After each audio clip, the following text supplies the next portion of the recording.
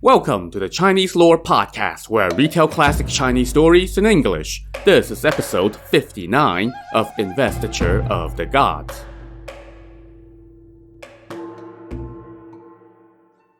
Last time, the Chan sect's masters had gathered 4 magical flags to set a trap for their prodigal disciple Yin Jiao. With his camp destroyed and having been turned back from 3 directions, Yin Jiao now charged right at Jiang Ziya and the martial king Jifa. After trading a few blows with Jiang Ziya, Yin Jiao again tried to use his sky-churning seal, but Jiang Ziya had with him one of the 4 magical pennants, the Immortal Gathering Flag. He unfurled it, and just like the other magic flags, it kept the seal spinning harmlessly in the air. Seeing that his seal had again been neutered, and that Jiang Ziya was about to unleash his own MacGuffin, the God-beating staff, Yin Jiao quickly retrieved his seal and fled toward the north. Watching him go in that direction, Master Burning Lamp summoned a clap of thunder, which was accompanied by the drums, gongs, and shouts of battle, all of which sent Yin Jiao fleeing even harder toward the north. After a while, Yin Jiao found the path forward increasingly narrow, so he had to dismount and proceed on foot.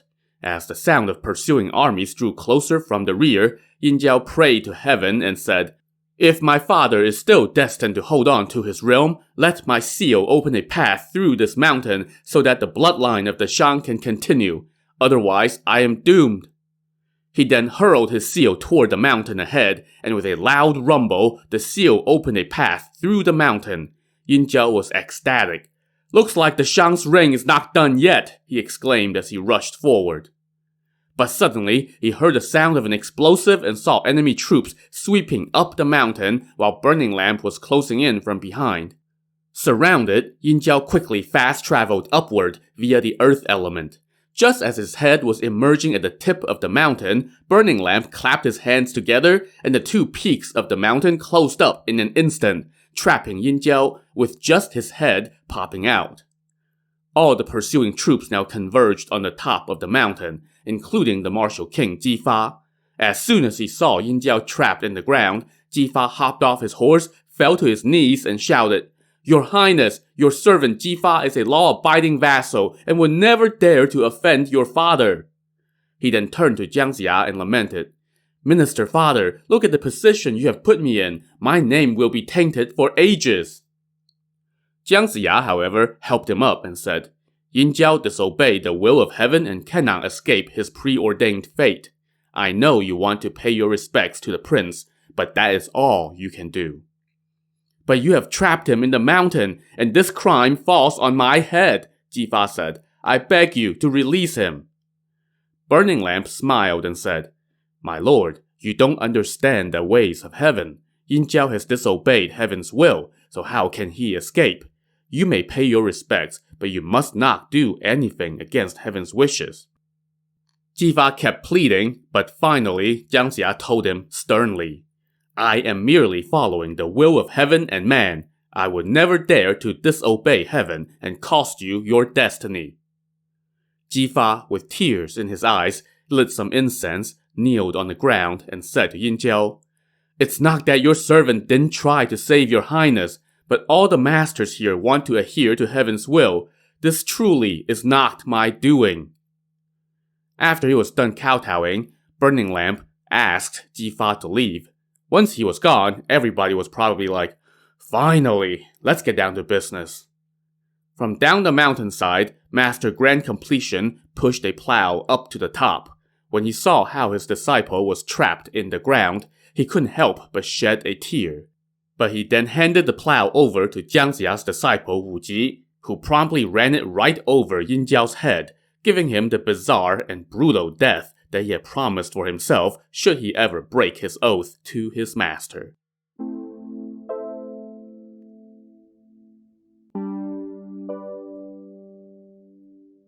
That, however, was not quite the end of Yin Jiao yet. His spirit floated on the wind and arrived in the Shang capital. There, he found his father, King Zhou, drinking himself stupid with Daji and her 2 she-demon friends, as usual, at the Deer Terrace. While he was drinking, King Zhou heard someone approaching and felt extremely tired and fell asleep by his table. Suddenly, he saw this guy with 3 heads and 6 arms approaching and saying, "Father, I am your son, Yin Jiao. I have been plowed to death in service of my country. You must mend your ways so that you do not lose your enterprise. You must use talented men to administer the affairs of state. Otherwise, Jiang Ziya will soon march east, and then it will be too late for regrets. I must go now." In that moment, King Zhou startled awake and remarked how strange a dream he just had. He told his companions about it, and Daji tried to reassure him that it was just all in his head, and so he promptly put it out of his mind and went back to making merry with the 3 women. Meanwhile, an urgent dispatch from Han Rong, the commander of Sishui Pass on the Shang's western border, arrived on the desk of the senior minister Wei Zi. After reading it, Wei Zi was extremely disturbed and rushed to the inner palace to see the king. When King Zhou read that the commander Zhang Shan had been defeated and that his presumed dead crown prince Yin Jiao was now confirmed dead, he flew into a rage. "That wicked Jifa has declared himself the martial king and committed treason," he told his officials. "We have waged numerous campaigns against him, and yet we have seen no success, only casualties.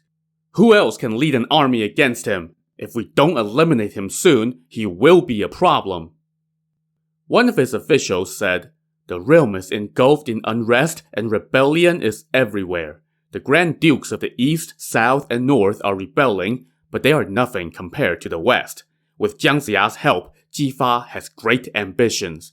No one in the capital is a match for Jiang Ziya. I recommend Hong Jin, the commander of 3 Peaks Pass. He is learned and a skilled warrior. If you put him in charge of a campaign, then it will succeed for sure." So, I don't know how many times we've heard that already. And just to note, several of the previous Shang commanders who led campaigns west were also stationed at 3 Peaks Pass. So I guess the Shang court's military strategy is that if you keep doing the same thing that hasn't worked, it's bound to work at some point. So King Zhou sent a decree to 3 Peaks Pass telling Hong Jin to head west, and so Hong Jin rounded up 100,000 men and set out for western Qi. Well, at least he won't encounter another presumed dead son of King Zhou. Upon arriving outside western Qi, Hong Jin ordered his troops to pitch camp, and he summoned his 2 vanguard generals and told them, "We are here on a royal decree. You must do your utmost for the state. Jiang Ziya is wily and must not be underestimated. Be careful and do not act recklessly." The next day, one of the vanguard generals, Ji Kang, led the troops out to challenge for battle. This time, when Jiang Ziya got word that another army had shown up, he was delighted. "This makes 36 armies that have attacked us, fulfilling the prophecy," he said. "Now we can begin our eastern campaign." He then asked which officer would go meet this challenge. The general Nan Gongkuo volunteered. He rode out and saw an officer approaching like a dark cloud. After they traded names, Ji Kang said, "You all are rebels. You should offer up your heads at our camp gates. Instead, you dare to resist us with force. You are truly lawless." Nan Gongkuo laughed. "We have killed countless millions of worthless men like you, so what's a couple more? Turn back now, and I will spare your life." Ji Kang flew into a rage and galloped forth. They traded blows for 30 exchanges, and won't you know it, this Ji Kang has some sorcery up his sleeve. He uttered an incantation, and a dark cloud emerged from his head. Within the cloud darted out a dog, and it sank its teeth into Nan Gongkuo's arm, taking off a piece of his armor and robe. And Nan Gongkuo almost took a slash from Ji Kang's saber while he was busy dodging the dog. So Nan Gongkuo was scared witless and fell back into the city. When he told Jiang Ziya that they had another sorcerer on their doorstep, Jiang Ziya again brooded. The next day, the Shang's other vanguard general, Bo Xianzhong, came to demand battle. This time, the general Deng Jiugong went out to meet him. Now, Deng Jiugong recognized Bo Xianzhong and shouted to him, "All the land has submitted to the Sage Lord. What are you waiting for? Surrender now." "What? And be a scoundrel like you?" Bo Xianzhong shot back. "You betrayed the country's great kindness and set aside honor and compassion. You are dumber than a dog." Deng Jiugong was pissed at that insult, and the two now went at it. After about 30 exchanges, Deng Jiugong gained the upper hand. He feigned an opening and then cut down his opponent with one swing of his saber. He then brought the slain enemy's head back into the city, whereupon Jiang Ziya ordered that it be hung from the city wall. The Shang commander Hong Jin was irate over losing one of his generals and gnashed his teeth. The next day, he personally led his army out and demanded to see Jiang Ziya. Jiang Ziya came out with his army and asked Hong Jin for his name. "I am Hong Jin, commander of this campaign as decreed by His Highness. You all have violated the ways of a vassal and gone against heaven by rebelling, and you have resisted the king's armies time and again. There can be no mercy for you. I have come on a royal decree to capture you and bring you to the capital so that you will face the punishment of the law. If you are smart, surrender now and save your city." Jiang Ziya laughed and replied, "Hong Jin, since you're a commander, you must recognize which way the winds are blowing. All the land has submitted to my lord, and all the talented men have abandoned the tyrant. You can do nothing to change the tides. Now, 800 nobles are assembling to punish the tyrant. I will soon join them so that we can save the people and pacify this chaos. Surrender now, and you won't miss out on receiving a title of nobility. But if you dare to resist heaven and aid the wicked, you would bring doom upon yourself." "You old scoundrel!" Hong Jin cursed. "How dare you speak such nonsense?"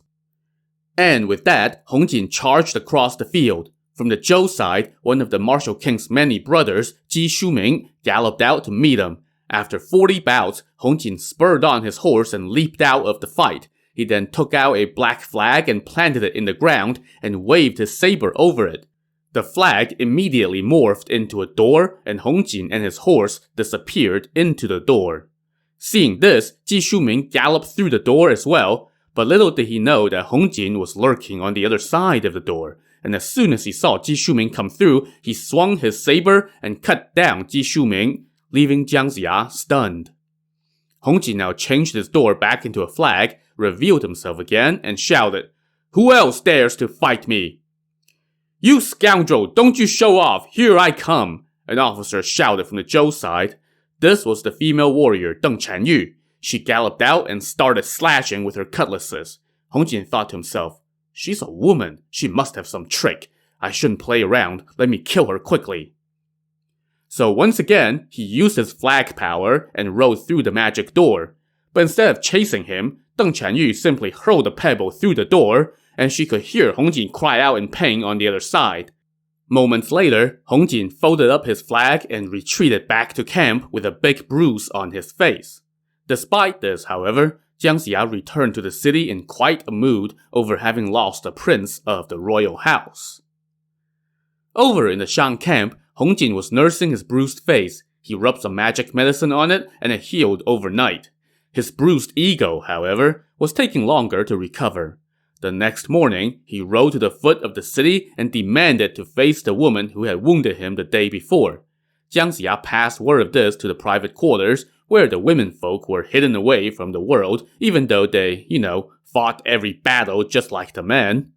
Deng Changyu's husband, Tu Xingsun, told her, "Hong Jin is demanding to fight you. You must not follow him through his trick door." "I fought for many years when I was at 3 Peaks Pass," she scoffed. "Do you think I haven't seen sorcery? Of course I won't go through his magic door." Just as they were speaking, Princess Longji, who I guess lives with them or something, came out and asked what they were talking about. Tu Xingsun told her about Hong Jin's magic door and how he was demanding to fight Deng Chanyu again. Princess Longji chuckled. "That's just child's play. It's called the flag door magic. The black flag becomes the inner door, while the white flag becomes the outer door. I can take care of it." So Tu Xingsun now went out front and told Jiang Ziya what Princess Longji had said. Again, hey, maybe we really should let the women join our business meetings. Jiang Ziya was delighted and invited her to join them. She asked for a horse so she could go out and take care of the enemy. Jiang Ziya obliged her and she rode out alone. On the other side, Hong Jin saw a female warrior riding toward him, but not the female warrior he was expecting, so he asked for her name. "There's no need for you to ask," Princess Longji replied, "and even if I told you, you won't recognize me. Just dismount and await your death." Hong Jin roared in laughter and cursed, "You outrageous wench, how dare you!" So he raised his saber and attacked, while Princess Longji raised her swords to counter. After a few exchanges, Hongjin once again deployed his flag door and rode through it. Princess Longji, however, took out a white flag of her own, planted it in the ground, and pointed at it with her sword. Another door immediately appeared, and she rode through it and disappeared. Hongjin was stunned. Just as he was trying to figure out what was going on, Princess Longji suddenly appeared behind him and brought her sword down on his back. And the novel just flat out insults her here, telling us that, quote, even though the princess was an immortal, she was nonetheless still just a woman and not very strong, end quote. So, although she landed a clean blow, it didn't kill Hongjin, but rather just cut into his shoulder armor. Hongjin cried out in pain and fled north, leaving his magic flag behind. Princess Longji gave chase and shouted, Hongjin, surrender and accept your death now. I am the Golden Mother's daughter and have come to aid the martial king. No matter what Taoist magic you have, and no matter how far I have to chase you, I will have your head. Surprisingly, that did not give Hongjin any motivation to slow down. As the princess closed in, she again shouted, Hongjin, there is no mercy for you today. I told Prime Minister Jiang that I will not return until I have killed you. Hearing that, and feeling the pain from his wound, Hongjin thought to himself, oh crap, let me ditch my horse and fast travel away. But as he summoned his earth travel magic, Princess Longji laughed. Hongjin, this fast travel is no big deal, watch me. And so she also dismounted and fast traveled via the wood element. And apparently, wood is faster than earth, as she was still closing in. By now, they were approaching the North Sea. Hongjin thought to himself, good thing I still have one magic item with me. As he neared the sea, he pulled out said magical MacGuffin and tossed it into the water. As soon as it got wet, the item sprang to life, turned into a whale dragon, and started making waves. Hongjin stepped onto the whale dragon and rowed out to sea. When Princess Longji got to the shoreline and saw her foe fleeing on the back of a whale dragon, she laughed again. Well, it's a good thing I have a magic item with me.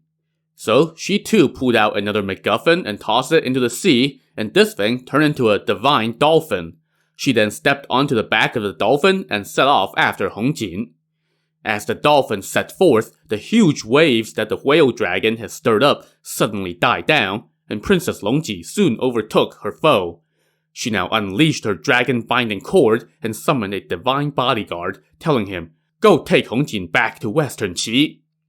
The divine bodyguard promptly used the cord to tie up Hongjin, lifted him up into the air, and literally deposited him on Jiang Ziya's doorsteps.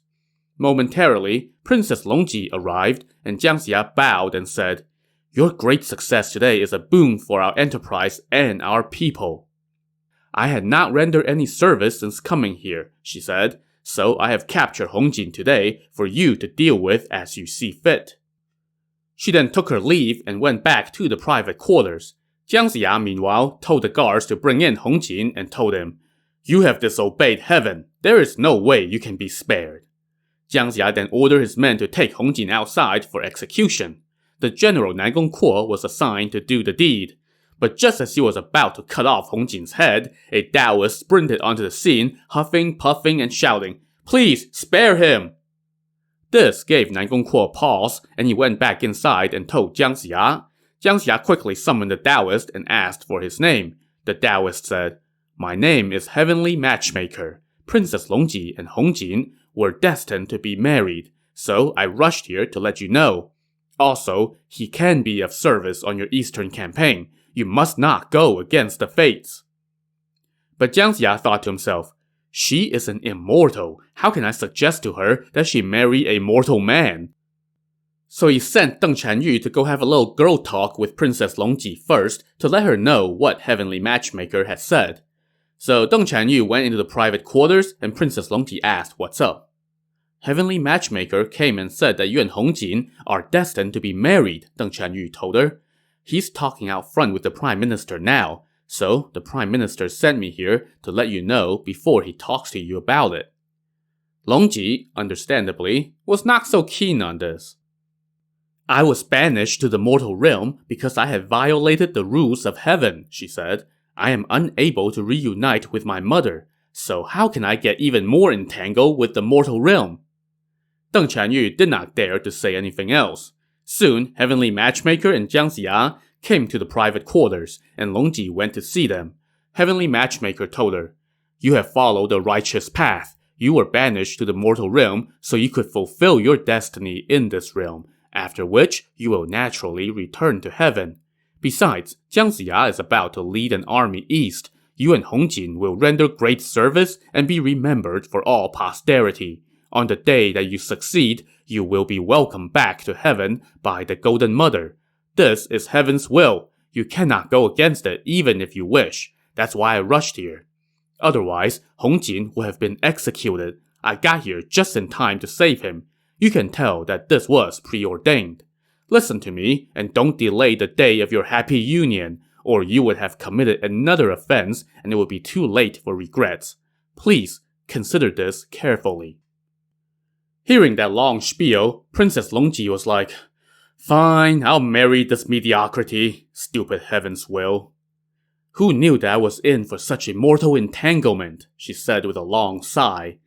"Well, since Heavenly Matchmaker is making this proposal, I cannot decline." Jiang Ziya and Heavenly Matchmaker apparently only heard the yes part and missed her unenthusiastic sigh because they basically high-fived each other and were delighted by her response.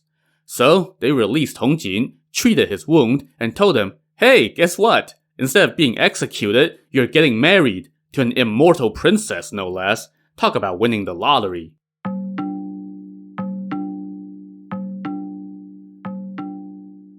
So after marrying off another talented woman to an undeserving man, Jiang Ziya set his mind to more important matters.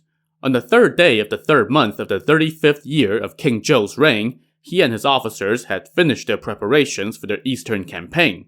There was just one little thing left to do before they set out. Tell their king about their plans. So yeah, this whole time that everyone was talking about Jiang Ziya's big day coming up, they were all just making a rather large assumption that said eastern campaign was going to get the okay. The next day, when the martial king Jifa held court, Jiang Ziya stepped forth and presented a petition.